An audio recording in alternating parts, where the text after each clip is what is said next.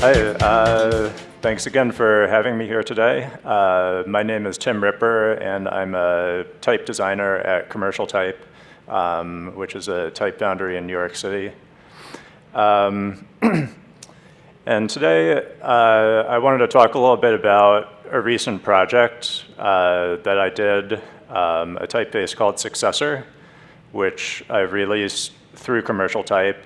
And so this is a reinterpretation of the sorts of slab serif types that were developed in the early 19th century in England. And we're talking about old type that's in Europe, and I'm an American sort of trying to learn the style. I want to talk about history and also sort of this project as a learning experience, how we relate to history, since I think whether you're a graphic designer or a type designer or anyone else in the visual or cultural profession, we all have some sort of relationship to history. And so this project was a learning experience in terms of my approach to that and working with historical sources. So these types are sometimes called antiques or Egyptians as well, and this was a new thing at the beginning of the 19th century, and they arose in sort of this sort of situation, which was really the dawn of advertising and the dawn of display typography, where all these different typographic voices started to compete with each other. One important thing about this is that it gave rise to the notion of, or the idea of typographic weight in display typography. So the story of the slab serif started with modern faces, and this is a English modern face from around 1800. And contrasting that, I mean, this is a text face and pretty light, but something like this wouldn't stand out very well in a whole cacophony of posters like this. So printers and type founders were starting to think about how to make these sorts of faces more impactful. And so you start to see this progression where the modern face, like the one at the upper left, then acquires weight in the stems to become much heavier, and so you get a face like the one in the upper right, which is called a fat face. And then people start thinking, oh, well, how can we make this even heavier and add even more weight and more ink on the page? Well, you can make the thin strokes even heavier and increase the weight in the vertical direction. So from that, you get the slab serif, like the one at the bottom. And you can see comparing these that it's really the same structure. It's just kind of how the flesh is distributed on the bones, if you will. There are some minor differences, like you'll spot the tail of the Q. It has a different design in the slab serif, but otherwise it's this idea about gaining weight and making this kind of as bold as possible. And it's the same thing with the italics as well, taking the modern structure and applying this weight gain in both directions to make something that's kind of as solid as possible.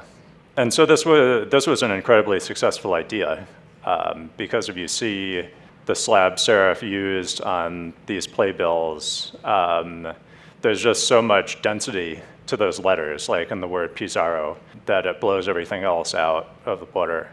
And so they became ubiquitous, and people started cutting them in different widths to use in these stacked layouts, and created this whole ecosystem. And not just in printing, but I mean, it's a style that appears a lot in signage as well. I think the solidity of the letter forms not just lends themselves to legibility, but also they're easier to cut if you're carving in stone or wood, as the sign is. And they stand out in a sign that has a busy background like the stone here.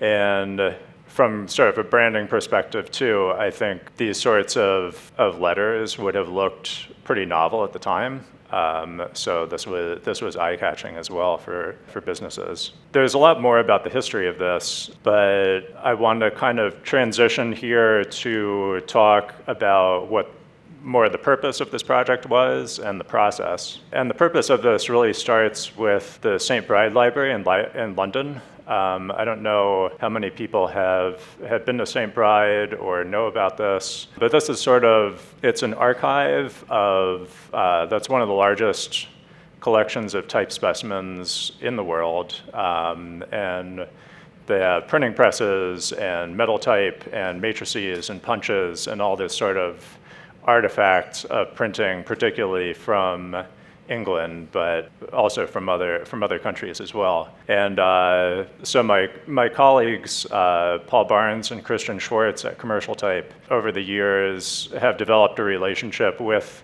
St. Bride's, using their archives and material for research and projects. And so they sort of came up with the idea that we would create a series of historical typefaces of the sort that you could find in the archives of St. Bride. And then the proceeds from selling these typefaces would then go to support the foundation, which is a nonprofit. And so that was the genesis of what we call Commercial Classics, which is the sort of collection of typefaces that we sell through Commercial Type, but are rooted historically, and they're all from primarily the same time period, which is the early 19th century in England. And so some of these typefaces, there are more than 4 of them, incidentally, but there are a number that are strict revivals, by which I mean that they're a translation of a single source, probably in metal type, to a digital form. But the 4 examples that I have here, we set about to have sort of a different task, which was a reinterpretation, that to do an English modern, we weren't just going to copy a single source. It was going to be a new typeface designed in a historical genre. And the same for the fat face and a sans serif and a slab serif or Egyptian. And so this sort of has sort of approach to reviving or reinterpreting a typeface has its own particular complexities and challenges. But in any case, I was brought on to draw the Egyptian, which became Successor. And so when I started on this, I met with my colleague Paul, and he just sort of gave me this dump of files of basically every example he could find or scan of any Egyptian typeface from this period. So I was sort of overwhelmed by by all these resources and set about trying to classify them and make sense of all of this. Ultimately, a typeface needs to come out of all of these, but you have to start somewhere. And I ended up just kind of like looking through them asystematically after a while, spending time and kind of trying to see what these things look like more in my mind's eye and then gradually trying to become more critical in a way of certain sources. Like I think after studying these for a while, it was also important to develop a vocabulary for what makes certain examples of these slab serifs that are all in the same genre, all from the same time period, in the same country. What makes these different from each other? Like, what are adjectives that can describe them? What are the qualities about these that make some of them feel more historical and make some of them feel more modern? Like, I think the one at the upper right, at the upper left to me, which is from the Figgins Foundry, I think feels, to my eyes, like a pretty great example of what an Egyptian from this era would be. Like, there's a very even texture to it, a sort of precision with the spacing of the letters, and kind of elegance or simplicity to the design. Whereas the example in the upper right, in contrast, there's some sort of roughness or crudeness to it that, while it's endearing, might not translate as well to a face that we want to feel more authoritative now. And certainly not the example in the bottom center, which, although as a type designer, I think how weird these letters are is kind of fascinating, and I think it really shows that people in this era were struggling to really figure out this style as they were going. But things like how round the O is, and the evenness of the contrast, and the weirdness of the proportions really wouldn't work for a modern typeface. And so from there, I was kind of looking at examples of these that I liked and picking out certain letters. Since obviously the typeface is ultimately going to be used to write out text, but looking at key letters from the typeface, I think, can be useful to kind of sum up something about the personality. Like the R and the tail of the R is so distinctive in this particular type style that the R really needed to look right, and so did the A, and the S and the E. And so we put together a bunch of different examples of these letters to kind of see if we could pick out favorites here and start to put some of the puzzle pieces in place for how the whole thing would work. Now, so I guess one of the metaphors that I kind of find useful for, as a designer, for working in a different style is the metaphor of learning a language. Obviously, I'm an American from the modern day, trying to work in a style from 200 years ago in England. And so there's a certain degree of method acting that's involved in this, like trying to see from the perspective of the people who were originally cutting these letters. But I think it's, like language learning, there's some immersion and there's learning what the rules of drawing in these styles are like, but there's also, like you have to speak or to write in the language as well to solidify that knowledge. So starting to draw some of the examples that I thought were interesting and see how those worked was really crucial to giving me a sense of the shapes. And developing parameters for these. Like there are certain differences about these that are easier to quantify than others. And there's sort of a combination of different factors that I was seeking that would create the sort of feeling that I wanted with this typeface. And I realized that there were all sorts of different variations that were happening with these in the height of the serifs, the proportion of the counter to the stem width, how long the serifs are, the spacing between these, how deep the notches are in the branching, and what sort of contrast they create that are really crucial to defining the sort of result that we want. And this is important because, so when in releasing this typeface, we wanted it to be useful to modern designers. And by that, I think specifically we meant that it would have multiple weights and multiple widths. So this chart that I'm showing you here is sort of a compendium of my sources that I was working from. And I guess the main thing I want to point out is that there are certain areas in the space where we don't really have sources. So for example, in the italic side, which is on the right for all of you, people were only really drawing italics in the style in heavier weights and kind of in the middle of the width range.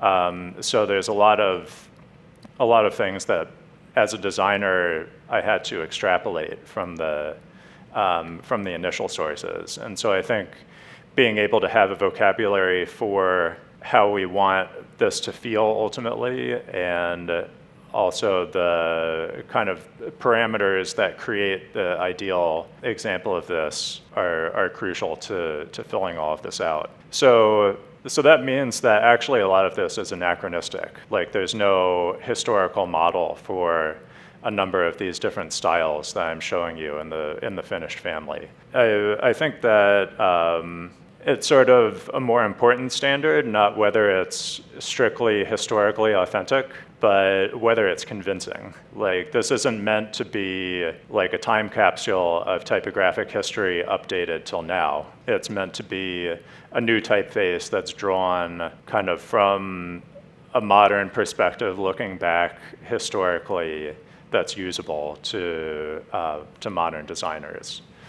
And so I think that coming back to history again, there's always something new in this project, even though it's based in very old sources. This is a billboard, incidentally, that we Commercial Type put up in New York when we relaunched our website recently. So you can actually go to commercialtype.com and see Successor and all of our other typefaces and the other classics faces there. But I think what we wanted to communicate by saying everything new is new again is that in these typefaces from early 19th century England, there's a tremendous explosion of diversity and innovation there because it was a time in which so many things were changing. And I think as designers today, our visual landscape is changing incredibly rapidly. Our technology is changing incredibly rapidly. And so I think it's a very fertile period to look at comparing different points in history when so many things are deeply renewed. And so I think our attitude is that these typefaces that were felt very new and novel in the past, there's something that can be new to today's designers as well. So thanks again for having me here. Thanks to BITS. And I'd also like to thank Paul and Christian at Commercial Type, to St. Bride Foundation as well, without whose resources this wouldn't really be possible.